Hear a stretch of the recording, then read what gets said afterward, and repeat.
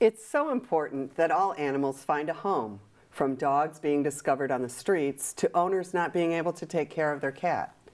Animal shelters provide comfort and support until they find their forever home. And our guests today are just that. Welcome to Celebrate Michigan, the show produced on the campus of Medina University. I'm Karen Sanborn. Our guests today are Jacqueline Monteer, the Executive Director, and Maya Cunningham, an animal care specialist for the Humane Society of Monroe County. Welcome to the show. Thank you. It's really good to have you here, as well as them.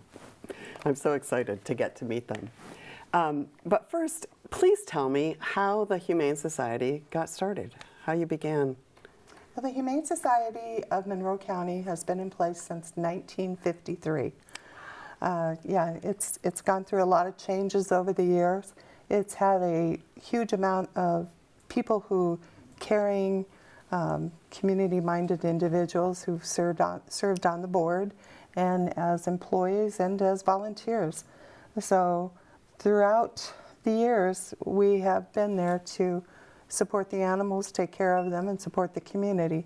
And in exchange, Monroe County is an extremely generous, loving community. I've lived a lot of places, and I tell people all the time, they don't know what they have. It's special. Yeah. When we have a need, we ask, and somebody comes through. We have volunteers coming all the time, and just a lot of caring, wonderful people. So That's awesome. since 1953, they've been So around. how long have you been there? You've been... Been there. No, I have been there about 5 years. Okay. I became president about 4 or 5 years ago. During COVID, a lot of things changed. And we've made a lot of changes since then. We have combined with the animal control, which is the sheriff's department. Sure. We took over the shelter that they had, so we went from 16 kennels at our old facility to where we can actually house close to 90 dogs. So Wow. it was a big change and a big learning curve for all our people. Yeah. Maya, how long have you been involved? So I started volunteering sporadically around April of last year. Okay. I was only employed in June of last year, so I've been there for a little over a year. So you're an animal care specialist. Yes. Did you have to go through training, or what sort of training? A lot of it is on the job. Okay. So I was trained by my peers, trained by veterinarian technicians, and just all the people that I work with still to this day. Yeah, that's awesome. So when did you both figure out that caring for animals was your calling or your passion? Because you did something else before. I've retired twice from 2 professions. I've just always had animals. I think most everybody that's at the Humane Society just loves animals. I mean, Sure. you do or you don't.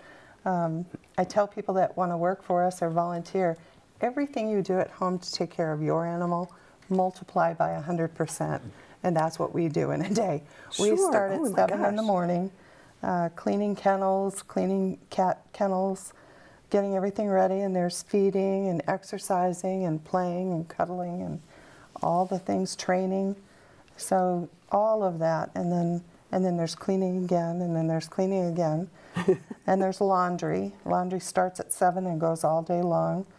We go through a lot of blankets and towels and Sure. things. Yeah. So it is a labor of love. There's nobody there that is there thinking they'll get for job security or get rich. Sure. It's not going to happen. No, that's not it's it. not part of it. Yeah. Everybody that's there, employees and volunteers, most everybody has taken animals home. If there's somebody that just really needs a break from a kennel overnight, or I've had kittens born in my office. She's had 3 litters of dogs in her home. And a litter of kittens. And Oh, a litter really? of kittens. Yep. You And took we've- them home? took pregnant animals home and had babies. We want them to have, we don't want to have them in the shelter if possible. And that's not unusual. There's a lot of people. Yeah. Or just a dog that needs a night out or a day out. We'll take them home. What are the the common breeds that you see come into the Humane We Society? get everything. I mean, we have had purebred dogs. We recently had a Commodore, which is kind of a rare breed. It looks like a giant mop, big dog. And we've had purebred Rottweilers, German Shepherds, Basset Hounds, Beagles, Pugs. And then we have what we call American shelter dogs. They're a mix. We don't really know, just like these guys. Sure. Yeah. This is Wiley and Winky, and they were dumped on a local railroad track with a third dog. The third one, unfortunately, was hit by the train. Oh my gosh, how sad. The two of them were safe but scared to death, and Wiley had to be trapped in a cage. Winky she came up to whoever it was that walked up, probably an animal control officer, but it took some perseverance to get Wiley to come to the shelter. They were both terrified, and slowly they open up. We put all our dogs in play groups. We try to match them up with other dogs that they like. We have yards we put them in. We go out, play ball. Everything you would do at home. We rotate the animals up in the office with the office staff. Oh, nice. So they get one-on-one. Like I said, they go home. They go to lunch. I try to take a dog, as does everybody there with us when we go to lunch.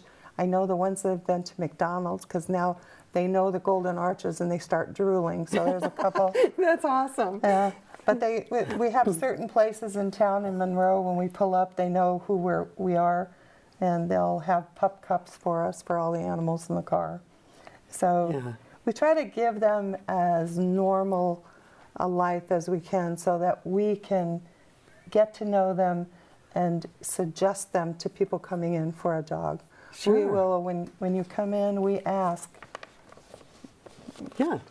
all kinds of questions about what you're looking for. So, well, they're so well behaved. I mean, I'm happy to have them here. And we're just scratching the surface. Yeah. No pun intended, or maybe pun intended. When we return, we'll explore more of the Humane Society of Monroe County. Stay tuned.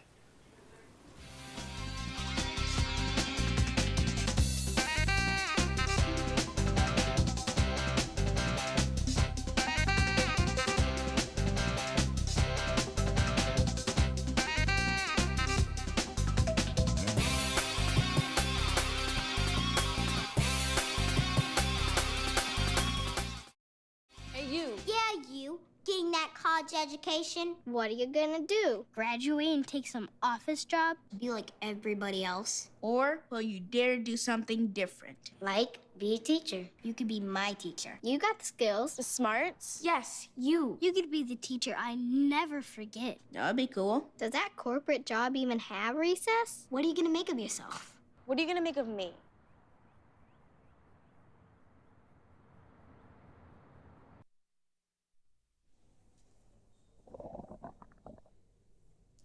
Sounds like you could use some Van Gogurt.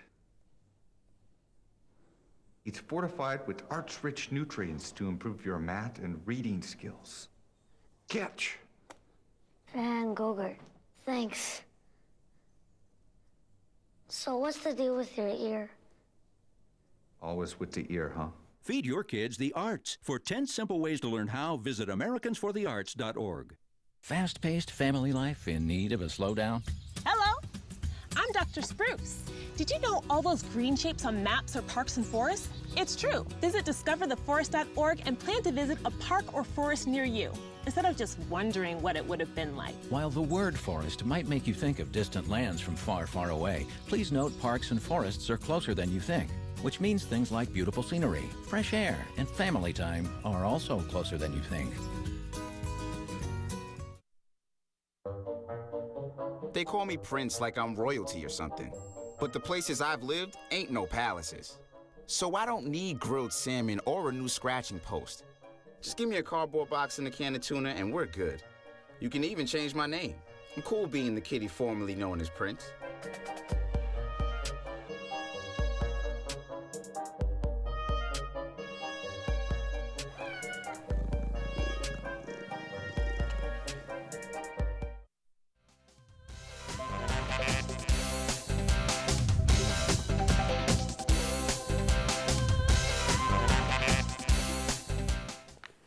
Welcome back to Celebrate Michigan. I'm Karen Sanborn, continuing our conversation with Jacqueline Monteer and Maya Cunningham, both from the Humane Society of Monroe County.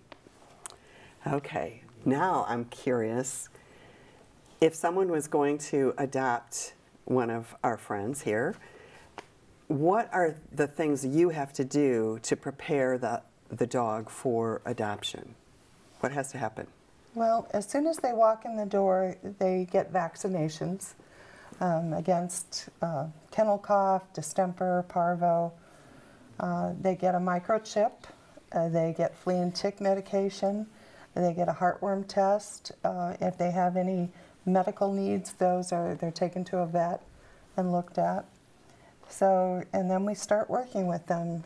We look for personality deficit, something they may, like these two girls just needed some confidence. We don't know what all happened to them, but they were scared. So we need to build their trust and give them the happiest life we can, and we try to match them with a family. They seem to like children, they like other dogs, so we're looking for a family that they're going to fit in. Right. They still have a lot of energy, they like to run and play, so somebody, if they come in, they say they want a couch potato or somebody to sit on their lap, they're not going to be the right one. It's not Riley or Winky, right. No. And Winky is blind in one eye, so we need somebody that's going to understand that and doesn't slow her down, but just be aware of it. Yeah. So, but they're great dogs. That's awesome. Well, I understand. I think we've got some photos Yes. that we're going to share. If you could give us an idea of what we're looking at. This first picture is Rambo. Rambo was a hospice dog. Now Rambo's a Great Pyrenees, purebred Great Pyrenees, big dog. He was very underweight when he first came in, but he's a senior, he actually had staff members carrying him around, which he's an armful, because we thought he was in pain, we thought he couldn't move around. Well, this is Morgan, and she adopted him, took him in for what we thought were the final year of his life or whatever. Well, he was a big fat liar because he chases squirrels, he jumps fences, he has no problems whatsoever. They love him, he has a forever home, but he's actually on the Dodo, which is a website about animals. Because of that, we really thought we didn't think he had much left, but he was faking. He was faking. That's yeah. awesome. So every once in a while we Oh, get look some. at this guy. Now this was a German Shepherd we just recently took in. This dog was abandoned by its owners. We did track them down. You can tell he's an older boy, and his coat needs some work, and he needs some groceries, but he's doing much better. I believe he's been adopted. Oh, what's his name? His name when we had him was Maverick. Maverick. Yes. Oh. Yeah. So most of our names, now this dog is in my office. This is under my feet, actually. This is Ziggy. Ziggy came to us a few weeks ago. His owner passed away. Ziggy was not socialized very much, so he doesn't care much for people, so we're teaching him. Oh. But he's... Oh. And this is Bluto. I wrote something about Bluto that he just seems to like to dress up. He knows it's not Halloween. We've explained that to him, but he still wants to go trick-or-treating. So I've warned people. I love Bluto. If Bluto shows up your house, yes. you don't have to give him a treat because awesome. he knows what he's doing. Oh. And this, we have a challenge with a rescue in Cleveland, and we lost one of them, and this is one of our cats, was very disgusted with me when I explained that the Buckeyes won that particular challenge and Michigan lost. It's people donating funds or bringing food in or something. I had to explain it to our animals. And, that's this awesome. cat was not real happy with me. Thank you. Thanks for bringing those photos. Oh, you're so sweet. Have you made any changes while you were at the Humane Society? Yes, we have made a lot of changes. All of our personnel are trained with a program called Fear Free. It's for shelter workers, and it's online. All of our people become certified, so we all try to use the same techniques, same words, same training with the dogs. We added play yards. We added fencing, and we have new play yards. So we try to get all the dogs into play groups. We have air conditioning for the first time in the building. We have... Oh, nice. Yeah. We have a brand new washer and dryer, which holds 5 times what our other one did, so we're not having to go to the laundromat. We're currently building covered kennels, for outdoor kennels for the dogs. People over the years have donated a lot of money to the Humane Society to build a new shelter, and then COVID hit and everything changed. Yeah. So we tried to invest that money in this property. Even though it's a county property, all these improvements go for the animals. So our next big project I'm working on is a new cat room. We want to have community rooms for the cats. I've already got it drawn up with an architect, and hopefully the next year or so that'll be something we can start. How And that way- nice. Yeah, the kitties will be so thankful to have that. Yeah, we have a lot of programs. We have Doggy Day Out, which is where you can check a dog out for the day, take it to your home, take it to the park, or wherever. Okay, I'll be down to Monroe. Good, good. Yeah, exactly. We'll take a short break, and when we return, we'll get to meet these animals from the shelter. Don't go away.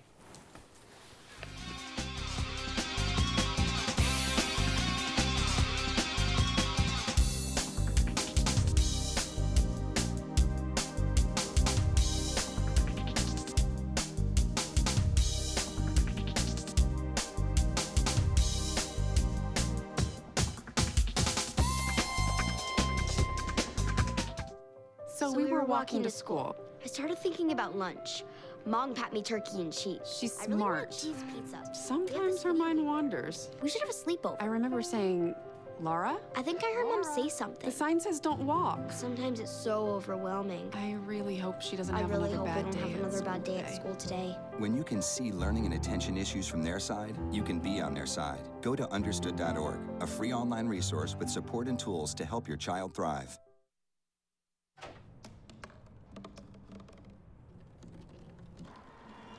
Everybody has a dream.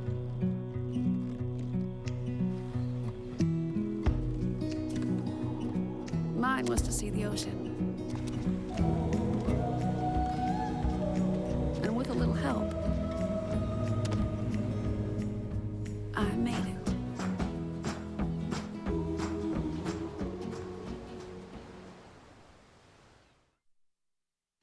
So there you are, shuffling through a stack of resumes, and you come to mine. This is it, first impression, my way in. But can my resume show you how I truly stand out? Like that I was studying, going to night school while working 2 jobs just to help my parents pay for groceries. Or being the first one to always step up. No, that's something you just can't put on paper. Look beyond the resume and discover new ways to develop great talent that is dedicated, hardworking, and determined like me.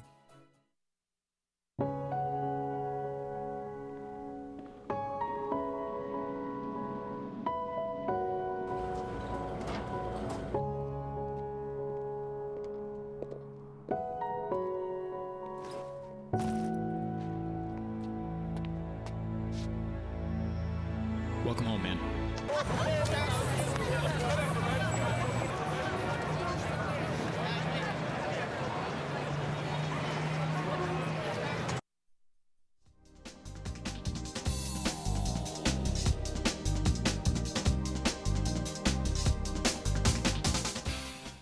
Welcome back to Celebrate Michigan. I'm Karen Sanborn, here with Jacqueline Monteer and Maya Cunningham from the Humane Society of Monroe County. Okay, it's their debut. Who do we have with us? This is Winky. Winky is blind in one eye. She's probably had it her whole life.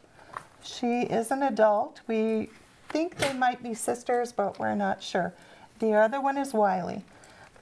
These 2 dogs were with a third, and someone dropped them on the railroad tracks. The third dog, unfortunately, was not secured and was hit by a train, but Winky came right up to the rescuers. Wiley took a little longer. We had to put a cage up and catch Wiley. They were terrified, scared, but they're coming out of their shells and doing well. They're both very sweet dogs, seem to like other dogs, and they're beginning to trust. They like to ride in the car. They're excellent going in the car. They're so sweet. They are they very are sweet. so sweet. And this is true of most of the animals at the shelter. They just need a little time. They just need a little patience. If someone was interested in adopting, what would you tell our viewers if they want? What should they do? They start with filling out an application. You can go online or come in and fill out an application.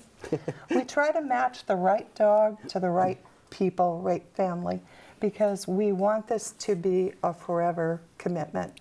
We don't ever want to see these animals in a shelter again. Right. Every time they come back, the chances of them leaving are a little less. Yeah. And they're great dogs.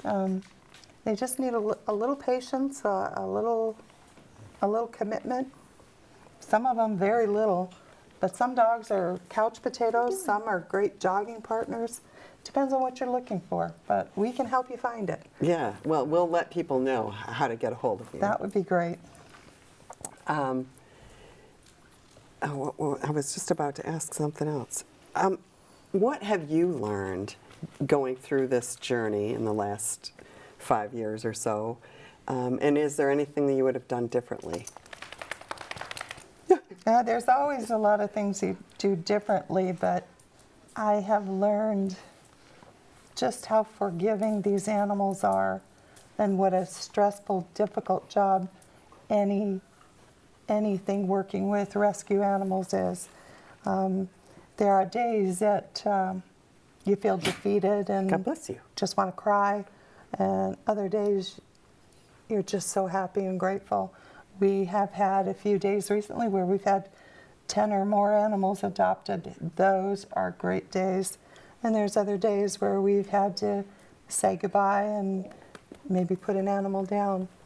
For us, it's quality of life. We're not going to let an animal suffer, or they don't deserve sometimes what they're dealt. So we try to make it up to them. Right. That is fabulous. That is just a wonderful, wonderful calling and purpose. Do the dogs know when a new dog comes in? How do they react? They often do. We don't allow people to, I shouldn't say allow, but we don't have people walking through the kennels.